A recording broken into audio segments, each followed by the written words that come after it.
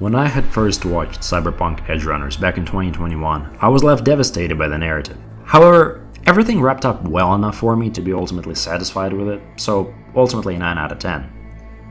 Well, except on a second glance, no, not everything was wrapped up. Who the fuck are you?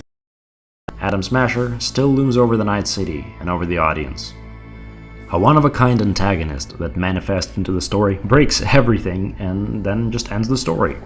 Is this just poor plot and a tacked-on tribute to the Cyberpunk game? One could certainly argue that. However, there seems to be something far more important contained within Adam Smasher. This cyborg king, at the end, is the most flawed cyborg of all. He is the transhuman nightmare, and Cyberpunk's by far greatest critique of its own Chrome. For the purposes of this essay, I will not be looking at the game Cyberpunk 2077, only analyzing Edgerunners. 1, because I have not played the game, and 2, the narrative of Edgerunners tells a complete story on its own. In terms of warnings, this essay will definitely contain some profanity and, of course, gratuitous depictions of violence. We're talking about Adam Smasher. And again, spoilers for Cyberpunk Edgerunners.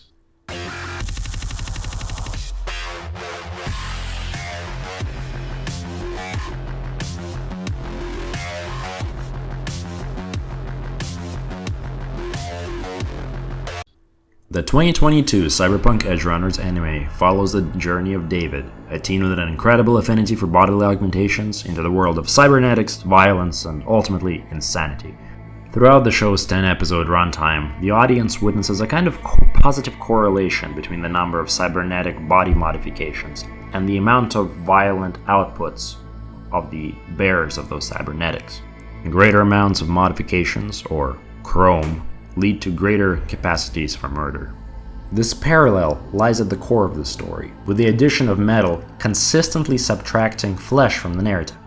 Chrome is frequently portrayed in a negative light, in the form of cyber psychosis, in which characters lose their grip over reality, leaving humanity to deal with the consequences of their murderous cadavers. We can see the violent potential of Chrome in scenes like literally the first scene of the show, when a cyber psycho slaughters police officers, and at the end of the show, when David annihilates an actual army of soldiers. And so, the modern anxiety of metal replacing flesh is ultimately made manifest in the form of Adam Smasher, the narrative's antithesis of flesh. Through the portrayal of Smasher's body as a weaponized corporate will, an object of desire, and a kind of category crisis, Cyberpunk Edgerunners creates a monster that argues for the separation of man and machine, and not their unity. To establish Smasher's role as a monster, this essay will focus on Smasher through the lens of Jeffrey Cohen's monster theory theses.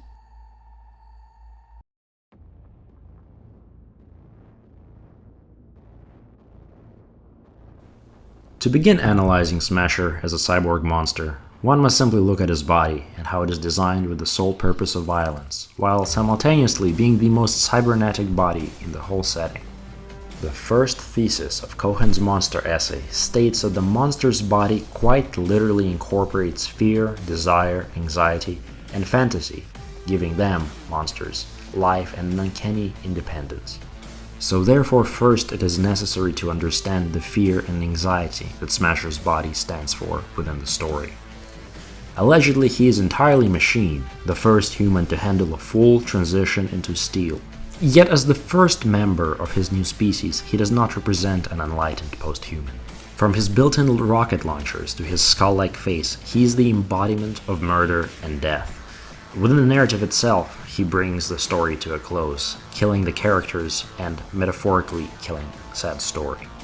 So rather than being presented again as a post-human advancing the future, he is in fact a weapon made to subjugate mankind as it is. And as a weapon, Smasher speaks to the current fears surrounding cyborgs, and while this could be seen as a misinterpretation of the cyborg potential, it is nonetheless an anxiety with justifiable foundations. In an interview first published in 1995, when asked about the prevalence of cyborgs in pop culture, the interviewee, Manfred Kleins, the man who had coined the term cyborg, said the following. At first, I was amused, and then I was horrified, because the public perception of cyborgs was a total distortion. It gradually seemed to become more and more distorted. This recent film, with this Terminator, with Schwarzenegger playing this thing, dehumanized the concept completely. This is a travesty of the real scientific concept that we had. It is not even a caricature. It's worse, creating a monster out of something that wasn't a monster, a monsterification of something that is a human enlargement of a function, as if making a man who reads a book into an inhuman monster just because he reads a book. He even shares design similarities with the Terminator, possessing red eyes and the semblance of a skeleton. While his depiction does appear to align with the cyborg monstrosities of pop culture, he still retains some human traits such as egotism and sadism. Smasher is representative of the human enlargement discussed by Kleins, as his monstrosity stems from the enlargement of the more destructive human characteristics absent in machinery, such as the enjoyment of killing. Alright, so forgive my pronunciation, but Mark Ohlert's essay on reading comic book superheroes as cyborgs elaborates on the anxiety of Smasher's character, arguing that violence, as a cyborg issue, is a double-edged sword. One edge cuts into society's fears and desires concerning the present level of crime. These cyborg heroes are taking on the drug lords and the terrorists who are keeping us up at night, worrying for our safety. The opposing edge of the blade lays open our fears concerning the cyborgs themselves. Are these images our postmodern Frankenstein monsters? If these cyborgs are so powerful, then how do we, as normal Homo sapiens, stand a chance if they ever turn on us? Smasher is a contortion of these heroic cyborgs. When he enters the scene to stop David, who at that point of the narrative is a terrorist, Smasher heroically obstructs David's bullets to defend his corporate masters, heads of a powerful organization called Arasaka, after which he proceeds to kill David. Smasher is not a protector of the people, but rather an extension of the corporations that loom over the people of the setting. As the first member of a new species, Smasher functions as just another cog for the corpos, undefeatable by the Homo sapiens. In that way, Smasher represents modern fears around humanity's gradual enslavement by corporate entities. He is both a savior and a threat, but not a savior of the proletariat, as his service is reserved strictly for his patron company. When first referenced by the mastermind corpos, again, corporate higher-ups often portrayed as ruling the world, during the last episode of the show, he is brought up with the phrase, Smasher, you're serious? Utterly. Extreme situations require extreme solutions. The use of extreme solutions implies a general reluctance to use Smasher, indicating the corpo's fear of Smasher. So to the lower class, he's a force of oppression, and to his masters, he is a potentially volatile cog who still holds enough individuality to be dangerous. He's an object of fear for both sides of humanity, the bourgeois and the proletariat, and as such, this cyborg is a source of anxiety for all of mankind. Additionally, Smasher also parallels the Terminator's sentiment of attacking the heterosexual couple, implicitly promoting the end of human reproduction and enforcing the end of flesh. In their essay, Recalling Totalities, the Mirrored Stages of Arnold Schwarzenegger, Jonathan Goldberg expresses that the Terminator embodies a new order of intelligence that is resolutely anti-human and anti-reproductive. While considering at least the visual similarities of the two characters, one can begin reading Smasher in a similar manner. This anti-reproductive behavior can be seen when David and Lucy, his partner, fall from Arasaka Tower. The two share a kiss and express their love for one another, yet they are interrupted by Smasher's relentless pursuit. As the two fall, Smasher perfectly keeps up with their descent using an elevator, all the while shooting at them. In this way, he obstructs the protagonist's heterosexual intimacy, and therefore he gains the anti-reproductive characteristic. In doing so, he functions as an encroaching conclusion to the human species, ensuring there is no new flesh to replace that which he subtracts.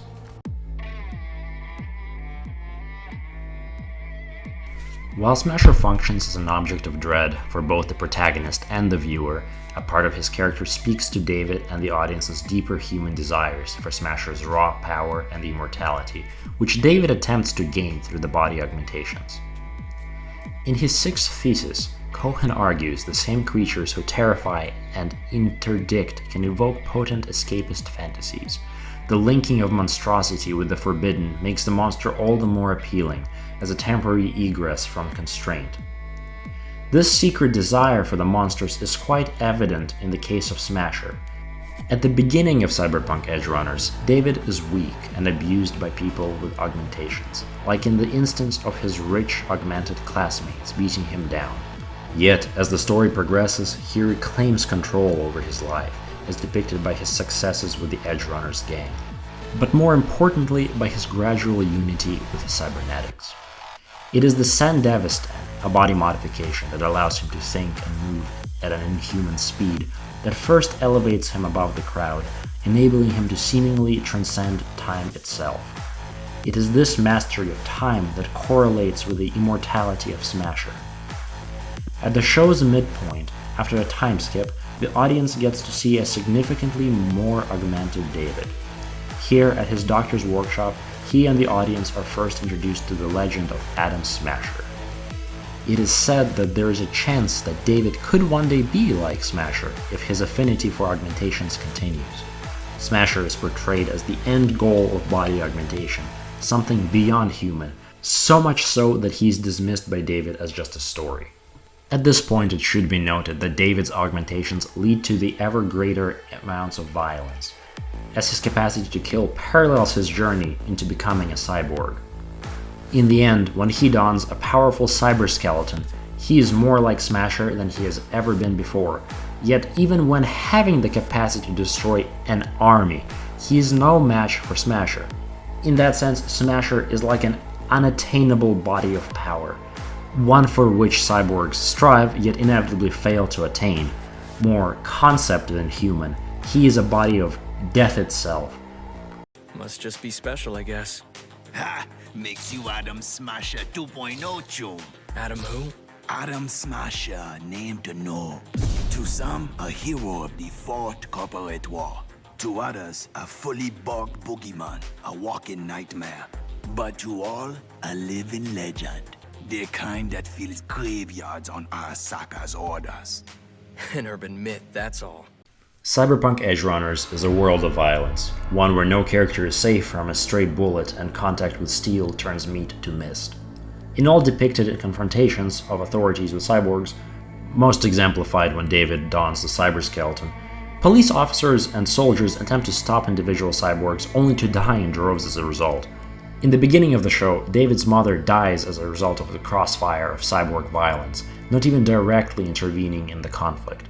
In a world hostile to organic flesh, the only way to combat Chrome is with Chrome, and so death is a constant anxiety the characters face at every corner and delaying the inevitable through cybernetics. Chrome is the mastery over death, one's own and that of others. In the narrative, Smasher is as much the potential immortality of steel as he is the pinnacle of violence associated with said steel. His presence in the narrative is akin to death itself, a dread over the horizon that looms over its characters. Smasher's mastery over death is so great that he gains a metaphysical presence in the show, as exemplified by how he enters scenes. At first, he is presented as a legend, then he simply appears in the background of a scene as though he has always been there. Then when entering the confrontation with David, like a demon summoned by violence, he again appears from nothing, further reinforcing the idea that his presence is almost beyond physicality itself. Furthermore, his fourth and final scene entry is him crashing into David's companion Rebecca by falling out of the sky like some angel of death or an actual artillery strike. These manifestations reinforce Smasher as an explicit symbol of transcendence through body augmentation, corporate power, and most importantly, immortality. One can go as far as to say that Smasher is not merely akin to death, but functions as a grim reaper within the narrative. Humanity's desire to control life and death as represented by cybernetics culminates in Smasher's body and his narrative functions. The only bit of him that appears like flesh, his face, is pale and bone-like, and essentially looks like a skull. This, in contrast to the black chrome of the rest of his body, gives him an appearance of a cyborg Grim Reaper, only lacking a scythe, although compensating with a gun. Even his overarching narrative purpose is to enforce the death of the protagonist. Smasher is ultimately the one to end the show, the bringer of the end to both the character and the audience in a very meta sense. At no point in the fight is David a threat to Smasher, as at most he staggers him by manipulating actual gravity, after which Smasher rips David apart. Cohen explains that we distrust and loathe the monster. At the same time, we envy its freedom, and in the instance of Smasher, it is this freedom of control over death that the audience is left so much to envy.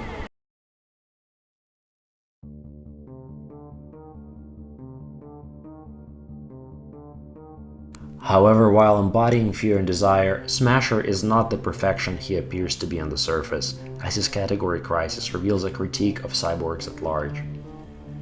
Cohen's third thesis states that the refusal to participate in the classificatory order of things is true of monsters generally. They're disturbing hybrids whose externally incoherent bodies resist attempts to include them in any systemic structuration. The true monstrosity of Smasher emerges when attempting to categorize him as man or machine. Atom Smasher. So this is Atom Smasher in the Chrome, NC Boogeyman of legend. You're packing some pretty heavy artillery for your size, boy. I'm surprised you could string two words together. Likewise, Choom. Heard you went no-ganic, full Borg, so I gotta ask, any brain left in that chrome dome of yours? Could say I'm special. Well, so the fuck am I. That a joke? Noganic and full Borg allude to a complete lack of flesh, which would seem consistent with what has been established of his character. Yet his response neither denies nor confirms him as full machine. On one hand, he appears to be a perfect killing construct, every bit of him designed to perform his carnage with the greatest efficiency. Yet unlike a machine, he continually pauses his slaughter for conversations. For example, when Faraday, David Strader's employer, orders Smasher to kill David, Smasher spends the extra moment not on killing David like he had been explicitly ordered to by his corporate overlords, but rather asking, Who the fuck are you? He speaks with indignation at being ordered around, which reveals that while he is allegedly entirely machine, his emotions and tempers are still entirely human. While his movements hold mechanical certainty, such as when he first uses the Sandevistan, when his body moves through time without shifting whatsoever, stiff and robotic. Or when another character, Falco, tries to attack Smasher, Smasher simply walks past him, sending Falco flying with a backhanded blow that does not even cause him to pause in his stride. Like a piston crushing the leg of some unfortunate factory worker, no resistance stops Adam's purpose. Or more accurately, nothing stops his body from pursuing his purpose. His emotions continually impede him from completing his tasks flawlessly, like a machine is supposed to. During the final confrontation, the audience is witness to Smasher's passion for killing, and in the process sees how his remaining humanity, in combination with cybernetics, makes him the worst of both man and machine. Unlike an obedient robot, Smasher constantly goes beyond his orders to pursue his personal pleasure, like when he allows himself to be distracted by Falco's escape. None leave the slaughterhouse. Not alive. You. Who are you?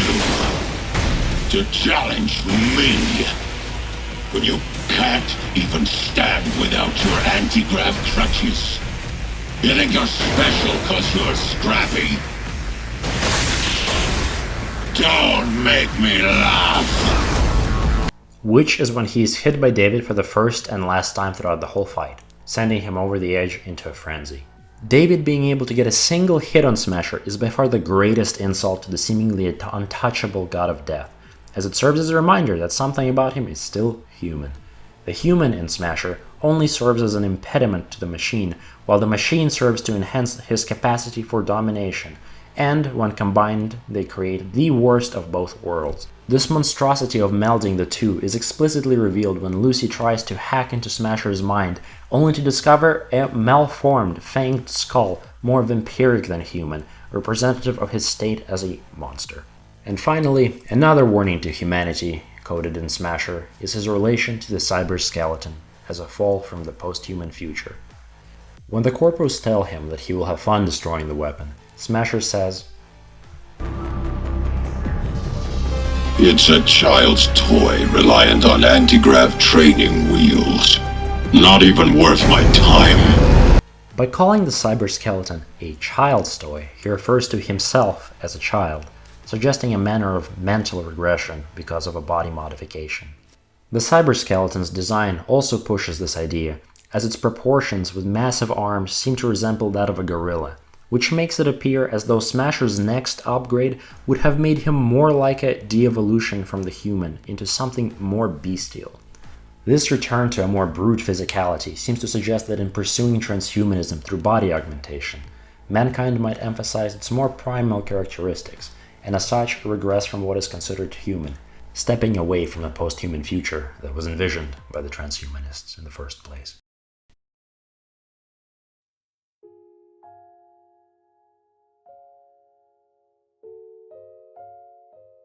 Neither human nor machine has the ultimate cyborg within Cyberpunk Edgerunners. Adam Smasher embodies the modern anxiety of leaving behind flesh.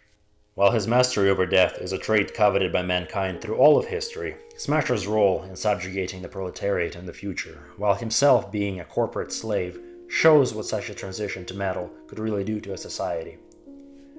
The show projects that if mankind really does pursue such a future of chrome, then it is safe to say that mankind's next goal will not be attaining a post-humanist future projected by the transhumanists, but rather regaining a once lost humanity. Thank you.